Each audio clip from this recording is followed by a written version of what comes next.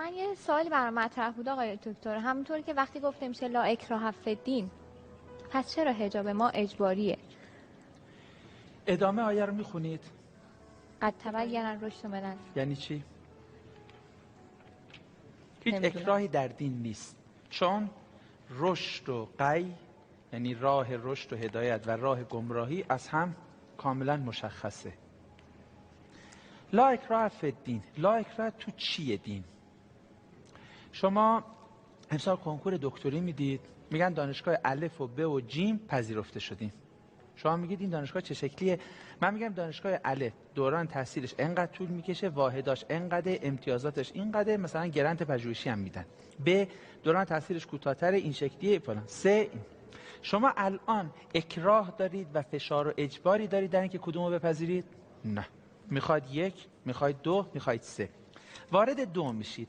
در دو به شما میگن دوره آموزشی شما 4 نیم ساله، بعد 1 نیم سال امتحان جامعه، 3 نیم سال هم حق دفاع دارید و اگر از نیم سال هشتم بگذره دفاع نکرده باشین شما رو جریمه مالی میکنن. خب شما میگید ببخشید من اصل ورودم به دانشگاه اجباری نبوده، بعد این قوانین اجباریه؟ میگیم آره. اکراه مال چی بود؟ تا قبل از ورود بود. الان که وارد شدید باید قوانین دانشگاه رو رعایت کنید. عرضم خوب عنایت میکنید؟ بله. ورودش با خودتون بود، اما دیگه در رعایت قوانین اکراه و اجبار هست. تا اینجا معلومه؟ بله. خب حالا شما وارد میشید، میگید که من اومدم داخلش، میخوام قوانینش رو رعایت بکنم، اینو میخوام اینو نمیخوام، میشه؟ نه. در اصل دین اکراه نیست. شما الان میاید به من میگید دینو معرفی کن، من میگم من یهودیم، این دین منه. ایشون میگن من مسلمانم، دینم اینه. ایشون میگن من زرتشتیم، دینم اینه. ایشون میگن من مثلا کنفوسیوسم، دینم اینه. میذارن جلوی شما، شما میگید من اسلام رو انتخاب میکنم، میرید سراغ اسلام. وقتی وارد اسلام شدید دیگه در انتخاب احکام اسلام اختیار ندارید، باید به همه احکام پایبند باشید. خب این از کجا میگی؟ قرآن میگه و من یبتغی غیر، همون قرآنی که میگه لا اکراه فی الدین میگه و من یبتغی غیر الاسلام دینا فلن یقبل منه. اگر کسی غیر از اسلام دینی داشته باشه از او پذیرفته نیست. این اسلام دین اسلام نیست، اصل تسلیم در مقابل خداونده. از اولین پیامبر میاد تا میرسه به آخرین پیامبر. خود قرآن اینو میگه. باز مؤید عرضمو بگم، میگن که آقا قرآن گفته انا هدیناه السبیل، ما انسان رو هدایت میکنیم اما شاکرن و اما کفورا. میخواد شاکر باشه هدایت بشه، میخواد کفور باشه گمراه بشه، ما کاری نداریم. خب آیه بعدو بخونید، انا اعتدنا للکافرین، اگر کسی کافر شد ما براش آماده کردیم سلاسل و اغلالا و سعیرا، براش آتیش جهنم و قل و اینها آماده استان. بله ما به انسان اختیار دادیم، اما اگر از اختیارش سوء استفاده کرد عذابش میکنیم. پس آقا تو چی اکراه نیست؟ در این که اصل دین را بپذیرید یا نپذیرید اکراهی وجود نداره.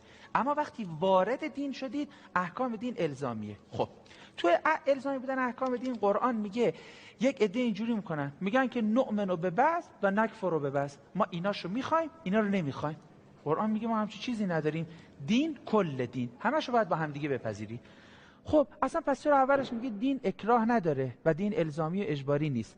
دین اکراهی نیست چون قابل اکراه نیست.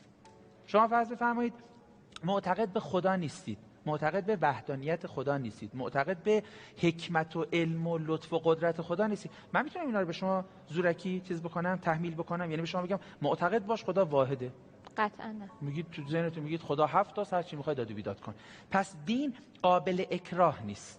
خب چرا اون احکام و آثار دین رو اکراه میکنید؟ احکام و آثار دین هم قابل اکراه نیست. بعضیاش مثل نماز فردیه. من چه میدونم شما تو خونتون نماز میخونید یا نمیخونید؟ باز میخوام مثال میزنم و دارم ارباب مثال میزنم. یه احکامی از فردی نیست، فردی و اجتماعیه. یه بعد اعتقادی داره مثل حجاب. حجاب یه بعد اعتقادی داره، اون بعد اعتقادی برای شماست. یعنی شما تو ذهنتون میتونید بگید من حجابو مطلقا قبول ندارم، میتونید بگید حجابو کاملا قبول دارم. این اما یه بعد اجتماعی و بیرونی داره. تو بعد اجتماعی و بیرونی من میتونم جلوی شما رو بگیرم، مثل تظاهر به روزه‌خواری. شما ممکنه بگید من اصلا بیمارم خدا نکرده نمیتونم روزه بگیرم، مثلا قندم بالاست. من میگم روزه نگیر، غذا تو بخور، ولی تو خیابون تو ماه مبارک روزه‌خواری نکن. تو حجاب به شما میگم این که اعتقاد داری یا نداری به من ربطی نداره، نمیتونم به تحمیل بکنم، ولی در خیابان حق نداری تظاهر به بدپوششی بکنی، چون این موضوع قابل الزام هست. من میتونم با قانون جلوی بدپوششی شما رو بگیرم ولو شما بهش اعتقاد نداشته باشین. تاکید کنم این الگوی ما نیست. تو برنامه بعد قبلی این تلقی به وجود اومد که آره من میگم آقا افرادی که معتقد به حجاب نیستن ما زورکی به حجاب وادار میکنیم، این خیلی خوبه. نه، من میگم اون کسی که حجاب رو قبول نداره و بهش اعتقاد نداره، ولو اعتقاد نداره، اگر در خیابان به خاطر قانون رعایت بکنه هم برای خودش خوبه هم برای بقیه.